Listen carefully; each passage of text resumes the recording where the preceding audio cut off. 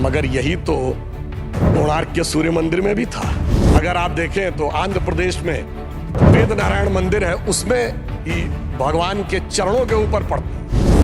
कोल्हापुर में महालक्ष्मी का मंदिर है महाराष्ट्र में, उसमें 3 दिन के लिए एक महीने अक्सर आते हैं तो देवी के मस्तक से लेकर चरणों तक चले जाते हैं। पूछिए साहब, अगर विज्ञान नहीं था तो उस जमाने में इतना सटीक कैलकुलेशन कैसे हुआ?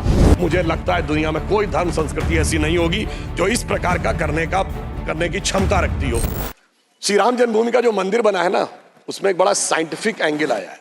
वो क्या है कि रामनवमी के दिन उनके मस्तक के ऊपर सूर्य तिलक होगा। अब इसके लिए सबसे पहले किस चीज की जरूरत है? जो प्लैनेटरी पोजीशन थी कि अर्थ का जो एंगल होगा सूर्य के साथ उस पर्टिकुलर दिन कैसे होगा, तो इसमें 3 इंस्टीट्यूट ने काम किया है। इंस्टीट्यूट ऑफ एस्ट्रोफिजिक्स बेंगलोर ने, जिसने उस पूरे एस्ट्रोनॉमिकल कैलकुलेशन को सटीक ढंग से किया है। दूसरा है central building research institute Roorkee, जिसने कि उसकी व्यवस्था बनाने का काम किया। और तीसरी एक प्राइवेट कंपनी है जिसने वो कॉन्वेक्स लेंसेस के थ्रू कैसे वो अंदर आएगा और ठीक उसी बिंदु के ऊपर उस दिन केंद्रित होगा, ये व्यवस्था की है। मगर मैं अपने विरोधियों को बताना चाहता हूं, आज तो एस्ट्रोफिजिक्स का इंस्टीट्यूट है, आज तो हमारे पास इतनी टेक्नोलॉजी है, मगर यही तो कोणार्क के सूर्य मंदिर में भी था। यही तो अगर आप देखें तो आंध्र प्रदेश में वेद नारायण मंदिर है, उसमें ही भगवान के चरणों के ऊपर पड़ती है। कोल्हापुर में महालक्ष्मी का मंदिर है महाराष्ट्र में, उसमें 3 दिन के लिए एक महीने अक्सर आते हैं तो देवी के मस्तक से लेकर चरणों तक चले जाते हैं।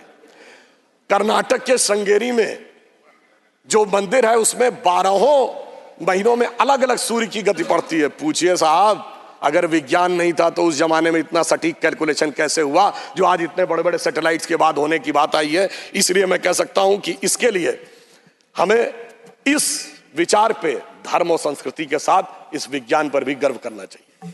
वैसे मैं एक और बात कहना चाहता हूं, इसमें विज्ञान का एक और गहरा, आप सबको ध्यान हो कि उसमें 84 सेकंड का मुहूर्त था, और वो शुरू कहां से होता है?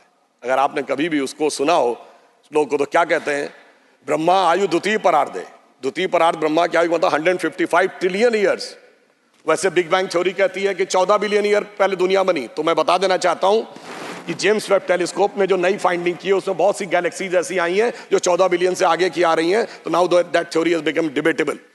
फिर वहां से आते हैं श्वेत वाराह कल्प यानी 1.97 बिलियन ईयर्स, फिर आते हैं वैवस्वत मनवंतरे, फिर आते हैं कलयुग यानी 5125 ईयर्स, फिर आते हैं विक्रम संवत में 2081 साल, फिर आते हैं वर्ष के भाग में, उत्तरायण सूर्य में, फिर आते हैं महीने में, और उसके बाद वार नक्षत्र होते हुए 84 सेकंड तक। मैं कहना चाहता हूं ये भारत की सनातन यात्रा है जो 155 ट्रिलियन ईयर से लेकर सटीक कैलकुलेशन 84 सेकंड तक का करती है।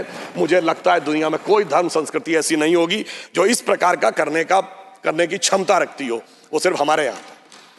मगर उसके बाद भी माननीय सभापति महोदय, मैं कहना चाहूंगा कुछ लोगों को, और इस बारे में दुनिया के सबसे बड़े कॉस्मोलॉजिस्ट कार्ल सैगन, जिसने first man made object Voyager जो सोलर सिस्टम के बाहर गया है उसका जो मैसेज है कंपोज किया है, उसने लिखा है, उसका वीडियो कोई जाके चेक कर सकता है। Now only the ancient calculation of Hindus matches with the modern scientific calculation, cosmological calculation.